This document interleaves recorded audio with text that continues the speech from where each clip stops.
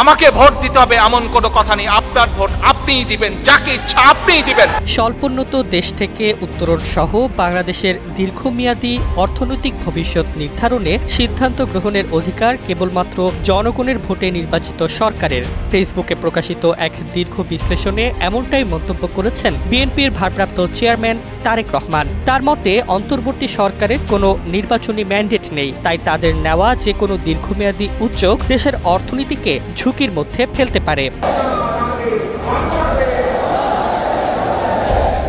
তারেক রহমান এক শ্রমিক পরিবারের বাস্তব সংকটের উদাহরণ টেনে বলেন, এলডিসি সুবিধা হারালে তা সরাসরি আঘাত করবে রপ্তানি নির্ভর খাতে। এতে কারখানা মালিক থেকে শুরু করে শ্রমিক সবাই অনিশ্চয়তায় পড়বে।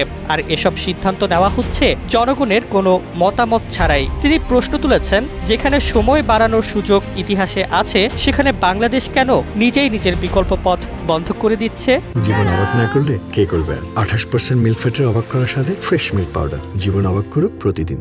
যেটি শেষ হয়ে যায় সেটি সংস্কার নয়। তিনি আরও উল্লেখ করেন, অ্যাঙ্গোলা ও সামোয়ার মতো দেশ জাতিসংঘের নিয়ম অনুযায়ী উত্তরণ প্রক্রিয়া স্থগিত করেছে।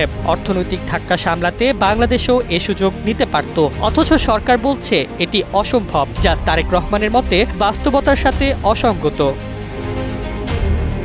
চট্টগ্রাম বন্দরের দীর্ঘমেয়াদী ব্যবস্থাপনা নিয়েও তিনি কঠোর সমালোচনা করেন। তার দাবি, দেশের সবচেয়ে গুরুত্বপূর্ণ অর্থনৈতিক প্রবেশদ্বারকে ঘিরে নেওয়া সিদ্ধান্তগুলো রুটিন নয়, এগুলো কৌশলগত অঙ্গীকার, যেগুলো জনগণের প্রতিনিধি নয় এমন সরকারের হাতে দেওয়া বিপজ্জনক। জন আলোচকে পাশ কাটিয়ে কৌশলগত বিকল্প বন্ধ করে দেওয়া গণতান্ত্রিক নীতির পরিপন্থী। আমার হাতকে আপনি শক্তিশালী করুন, আমাকে সহযোগিতা করুন, যাতে আমি আপনার ভোটের অধিকার প্রতিষ্ঠা করতে পারি। তারেক রহমান বলেন, এলডিসি উত্তরণ কিংবা বন্দর সংস্কার এসবের বিরোধিতা নয়, বরং সিদ্ধান্ত গ্রহণে জনগণের অংশগ্রহণ নিশ্চিত করাই মুখ্য। জাতীয় ভবিষ্যৎ এমন সরকারের হাতে থাকা উচিত নয় যারা জনগণের কাছে জবাবদিহি নয়। পোস্টের শেষে তিনি আশাবাদ ব্যক্ত করেন 2026 সালের নির্বাচনের প্রতি। সেখানে জনগণই নির্ধারণ করবে দেশের ভবিষ্যৎ পথচলা।